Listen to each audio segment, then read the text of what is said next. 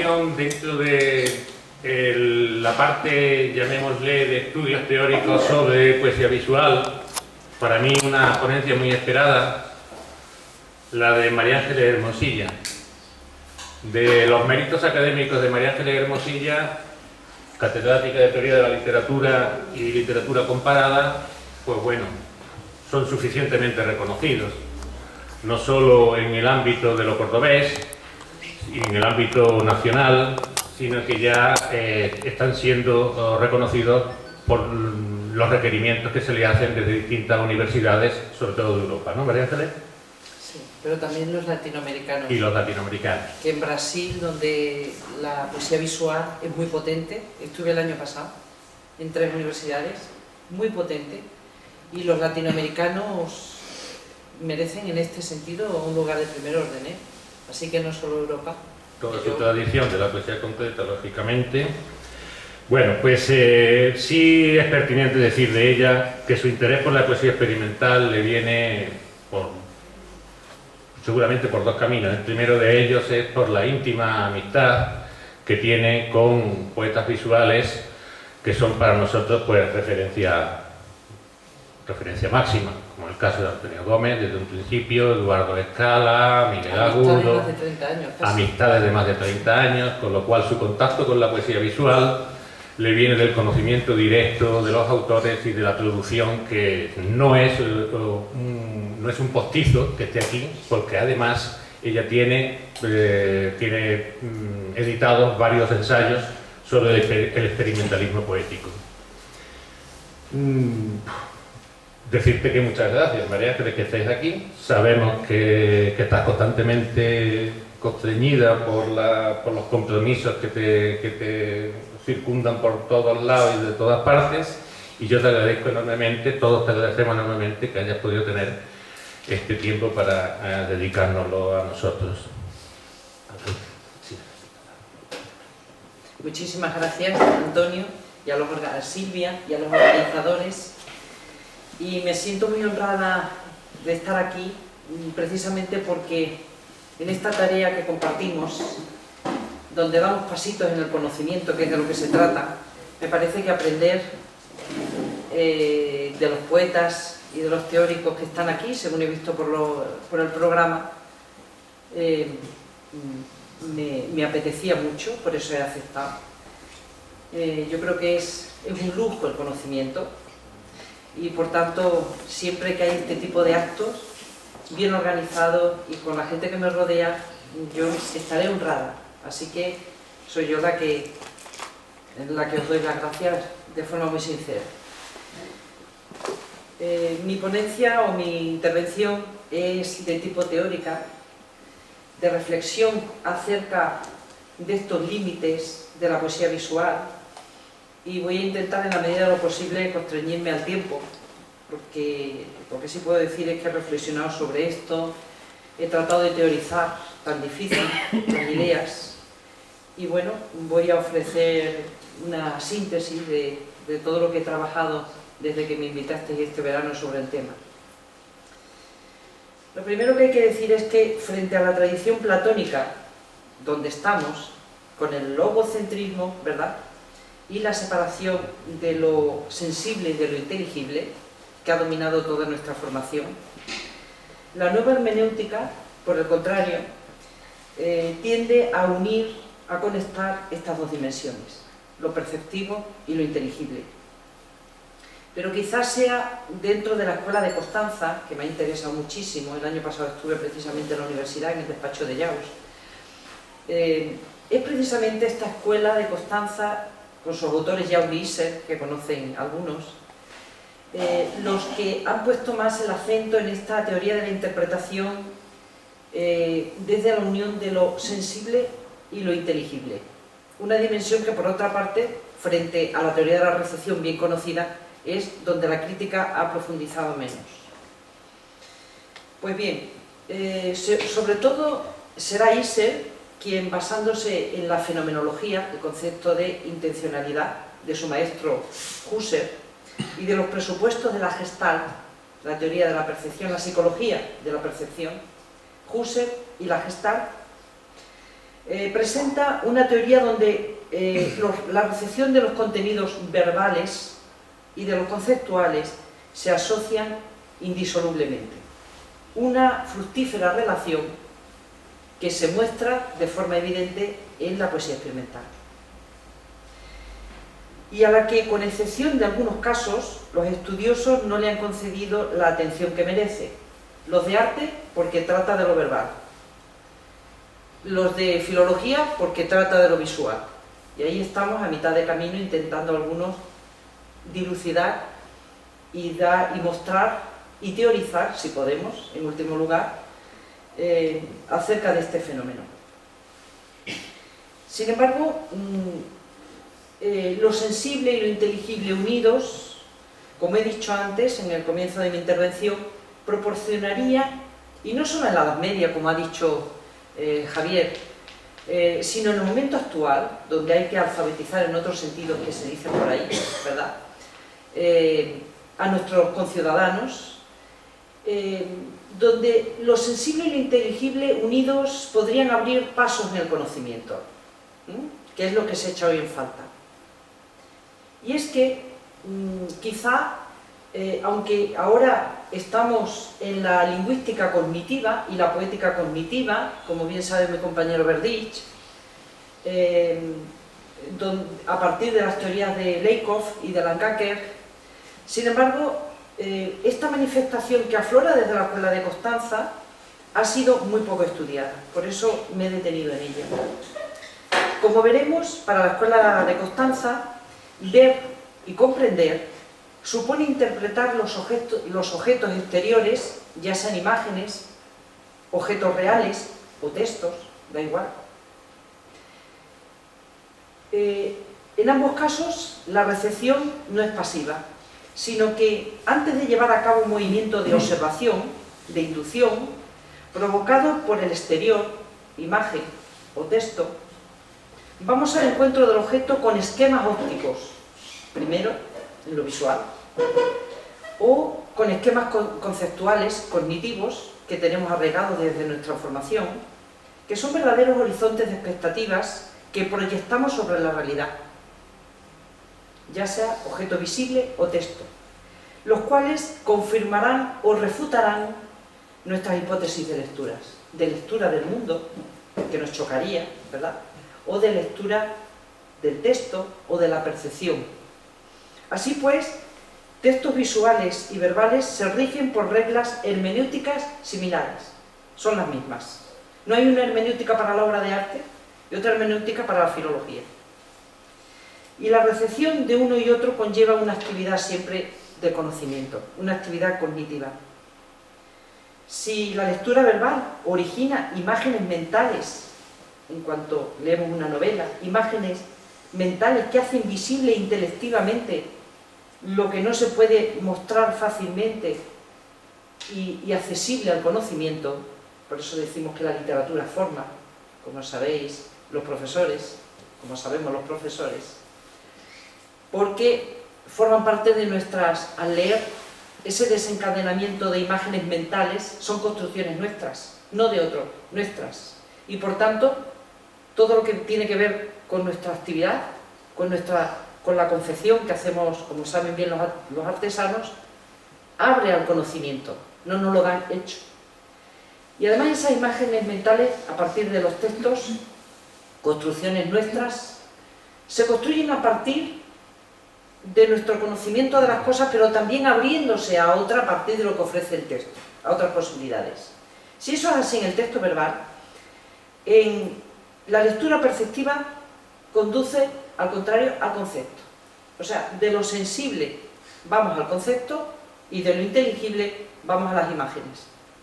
Por tanto, ver y leer forman parte del mismo proceso de conocimiento. Como nos vamos a centrar fundamentalmente en las imágenes, porque estamos hablando de poesía visual, aunque tenga presencia también lo verbal, voy a establecer ahora lo que yo he llamado, retomando la famosa, parafraseando a Deleuze, l'image mouvement, lo que yo llamo la imagen idea. Aunque Husserl se ocupa fundamentalmente de los fenómenos de lectura literaria, consolida sus presupuestos comparándolos a los de Gombrich, que teoriza acerca de las imágenes, que si bien no es un psicólogo gestáltico, se inspira en la teoría de la Gestalt, a la que Husserl se refiere a menudo en toda su obra. Si la teoría de estímulo-respuesta propuesta por Locke sostenía que al abrir la mente al mundo exterior la información recibida impacta en el intelecto, los gestaltistas, resume Husserl, no veían el componente activo de la percepción en los datos de la realidad, sino en la mente creativa. Siempre hay una construcción de lo que vemos. En efecto, para la psicología de la percepción, la imagen no es una copia de la realidad, que se transfiere a la retina, como pensaban ingenuamente los partidarios de una estrecha teoría mimética del arte, al considerar que lo que llega primero son impresiones sensoriales, una premisa denominada por Karl Popper, uno de los mentores de Gombrich, la teoría de la mente como balde, que fue desterrada por él en el campo de la metodología científica, sobre todo en conjeturas y refutaciones. Según los experimentos de la Gestalt, la retina no provee al cerebro de materia prima sensorial, sino de conceptos. Gombrich pone de manifiesto en Arte e Ilusión que la operación del ojo inocente resultó ser no solo psicológicamente difícil, sino lógicamente imposible, y que en pintura leer el cuadro del artista es movilizar siempre nuestros recuerdos y experiencia de mundos visibles y poner a prueba su imagen mediante un intento de proyecciones continuas. De ahí que la cultura y en general la comunicación sean, en opinión de Gombrich, el resultado de la interacción entre la expectativa y la observación, entre lo que pensamos que es y lo que vemos y se nos impone. Ya que un determinado estilo artístico, el que sea, el romántico, el neoclásico, el que sea, al igual que una manifestación cultural o un estado de opinión, establece siempre un horizonte de expectativa que registra desviaciones y modificaciones, que es a lo que se han de dedicar los artistas. Porque si no sería la última parte del texto que tenemos y la lectura que se hace. Así, como buena teórica, voy a intentar introducir todas las obras que vamos a comentar dentro de los parámetros comúnmente aceptados en la crítica. Me refiero a los parámetros como los libros más fundamentales que hay de poesía experimental, desde el último de Calambur, que registra Antonio Monterroso en su página, ¿verdad?, de Alfonso López Ladolí, hasta otros más antiguos como el de Beltrán o el de Felipe Muriel sobre la poesía visual, que son para mí los libros de referencia, ¿verdad?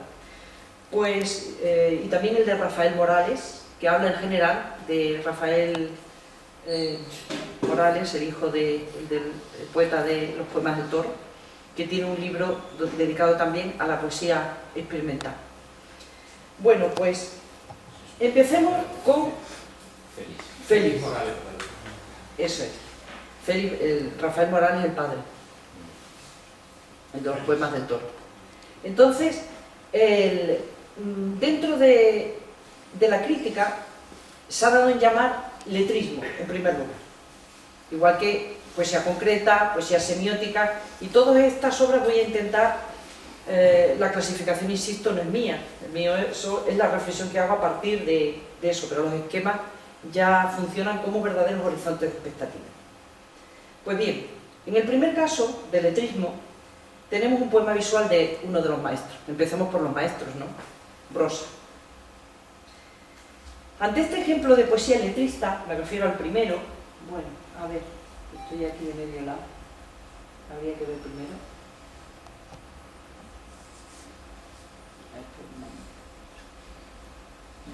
Que no tengo ratón. Bueno, no pasa nada, que me apaño bien sin la... En el primer poema, ya está, perfecto, no pasa nada. El primer poema, la R o la P, bueno, ¿qué se ve aquí? Estamos con un problema gestáltico, de ahí la introducción que he hecho a todos estos filósofos. Este ejemplo de poesía letrista, ¿verdad?, podría decir donde la letra adquiere una dimensión plástica, obviamente. Podríamos decir que la interpretación que realicemos proviene de lo que vemos. una R mayúscula, primero una R mayúscula y una D minúscula. Es la lectura que yo hago. Y una D minúscula. Lectura que ha suscitado algún comentario como que el rey y la dama. Yo, como soy feminista, no quiero ver eso. El rey, la dama y el rey con el... Bueno. Sin embargo, si aguzamos la vista, advertimos una serie de esquemas visuales, porque hemos dicho que las imágenes son ambiguas, esquemas visuales que se superponen a la imagen que habíamos fijado y que comienza a desplegarse también ante nosotros. Partimos, pues, de un horizonte de expectativas que ha de confirmarse o rechazarse en la observación, y es evidente que las significaciones que atribuimos al poema visual se inician en la construcción que realicemos de lo visible. Si vemos vemos una P mayúscula, que también se puede ver, ¿no? Una P mayúscula y una R mayúscula invertida, prefiero hacer esta lectura, nuestra lectura será diferente que si observamos una tercera lectura, 2R enlazada. En el primer caso, y guiándonos por el contexto, que es como siempre hay que leer los poemas, mirando el poemario, donde descubrimos en el mismo poemario de poemas visuales de prosa, el segundo ejemplo, el antropomorfismo de la letra P, que tenemos al lado, podemos observar una P de poeta e incluso una R de revólver. Poeta y revólver, eso autógrafo. El de revólver luego lo tengo como ejemplo de Brosa en la poesía concreta. Bueno, luego lo veremos. O sea, con ese R de revólver podemos seguir avanzando. Por tanto, permanecen abrazadas estas dos unidades dando un significante portador de fuerte semiosis. Pero es que además, es la tercera figura,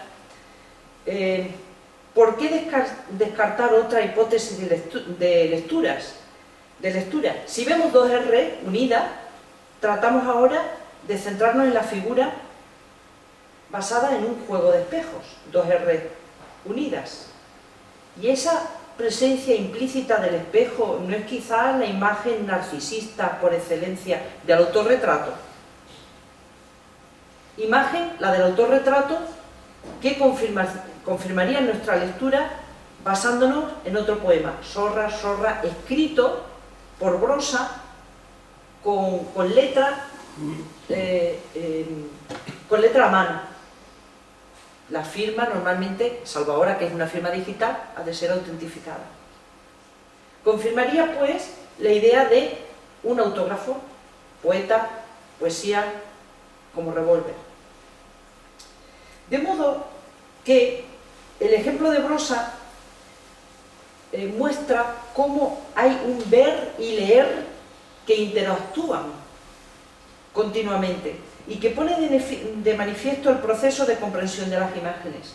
A partir de una primera percepción construida por un vaivén entre formas proyectadas y otras que tenemos que reconocer, nace una serie de idas y venidas, de idas y vueltas que determina el paso de un hecho perceptivo que consolida una lectura a una lectura consolidada que abre las puertas a un nuevo modo de ver.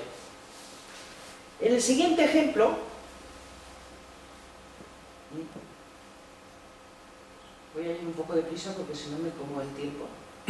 En el segundo ejemplo, también de letrismo, la llave de Brosa nos abre el paso del conocimiento donde las letras de la llave nos ponen en el umbral las letras, lo que se puede organizar, construir mediante el discurso verbal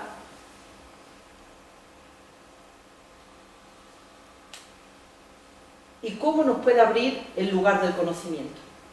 Otro ejemplo de letrismo lo tenemos en la obra de José Luis Castillejo, donde las letras se zoomorfizan, ¿verdad?, como si fueran abejas que salen de la página. El Castillejo es uno de los que se centran en la escritura por la escritura misma. Y un ejemplo de letrismo son estas imágenes, y digo imágenes zoomórficas. Un tercer ejemplo, un tercer ejemplo lo tenemos en la obra de Bartolomé Ferrando. Aquí, arborescencia solo puede germinar a partir de lo intelectivo, de lo intelectivo, que en este caso son una serie de imágenes vegetales, donde los árboles tienen ramas formadas por letras que construyen mundos. Empieza por una y al final prolifera. En la siguiente imagen, también del letrismo, tenemos lluvia, muy conocido, ¿verdad? He cogido la menos conocida, porque la otra aparece siempre, efectivamente, la de Felipe Bosch. Esta quizá menos conocida, donde lo icónico y lo verbal aparecen fundidos. Lógicamente, la letra adquiere una dimensión plástica que supone gráficamente la lluvia. Este otro ejemplo, de Ángela Serna, he tratado de buscar obras de mujeres también, porque hay muy pocas, como siempre. Y bueno, si las teóricas no nos dedicamos a buscar, Ángela Serna. Este árbol, con una serie de ramas que son letras y que tienen unas hondas raíces que terminan con el nombre de Ángela, ¿verdad?, que es la autora. Ahora pasamos a la poesía concreta. Aquí tenemos el poema Revólver de Brossa, que todos conocíais, al que me referí antes, y que, aunque pertenece a otro apartado, pero me servía para corroborar la imagen de poeta y de revólver, ¿no? La construcción que yo hacía de esa doble dimensión.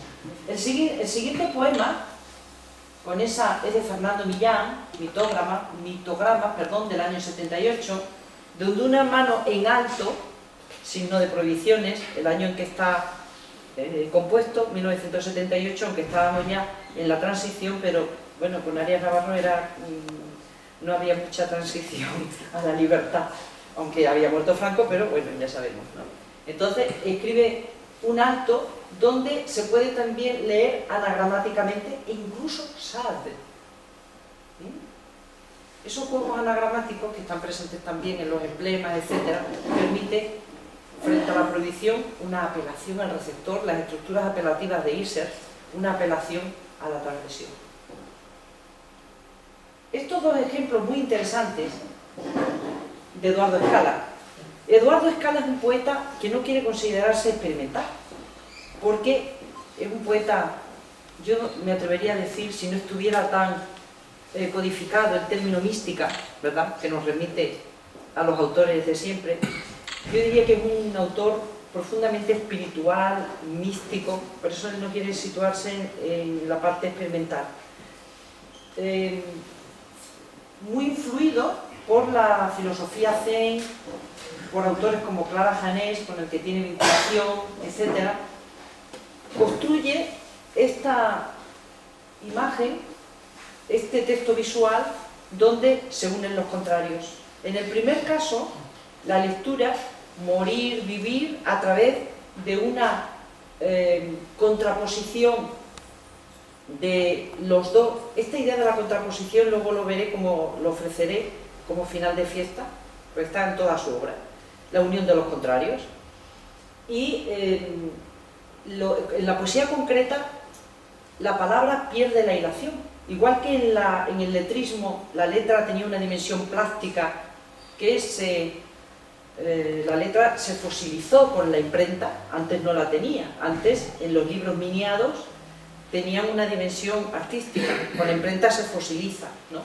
Pues aquí, en la poesía concreta, lo que se libera es la frase, de manera que podemos leer en la dirección, se rompe la linealidad, la escritura en libertad, ¿no?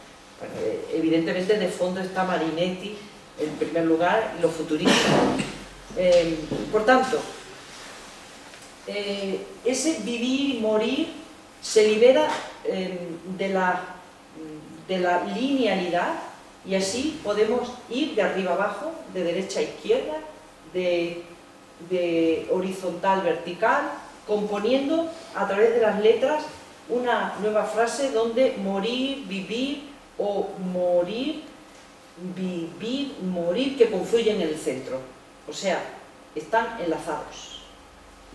De igual forma, pero con una iconografía circular, está nosotros, vosotros, frente al yo y tú. Cada vez hay muchos poemas visuales que hablan de la comunicación rota, Antonio Gómez, pero también Miguel Agudo, etc. Aquí se unen en la escritura mediante dos círculos compuestos por grafemas, que a su vez son letras, y que hablan de la unión de la primera, del pronombre de primera persona, el plural, y del segundo. Nosotros, vosotros, ¿no? Una posibilidad de interrelación que abre la literatura con la oposición de los contrarios. En el siguiente ejemplo, también de Eduardo Scala, también de poesía concreta, se rompe de igual manera la linealidad y se puede leer aro, hora,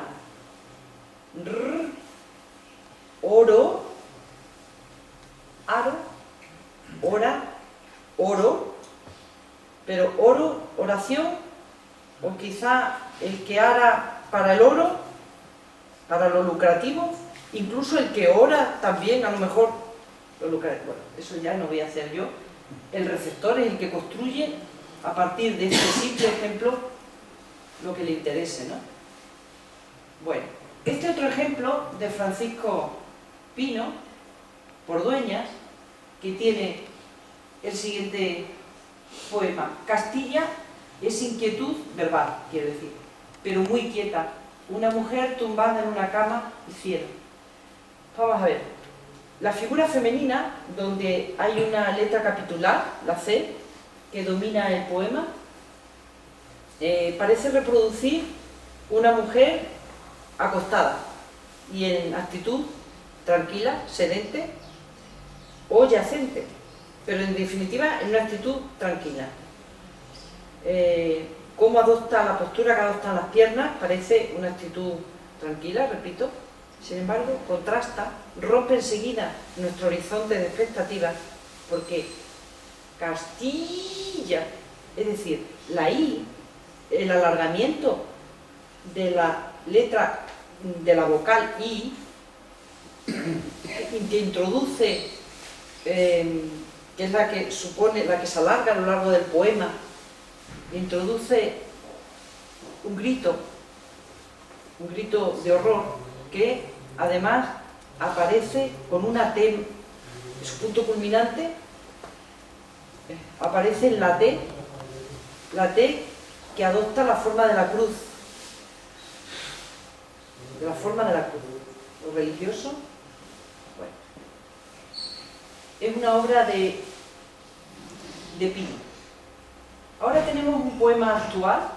Este ejemplo, Silencio, que es de Miguel Agudo. Bueno, vosotros sabéis más que yo en cuanto a los creadores, no hace falta ni que diga. En algunos aparece porque lo he reproducido según el libro donde lo he copiado, pero en otros no aparece, como aquí, porque esta es una tarjeta postal que me regaló el autor, ¿no?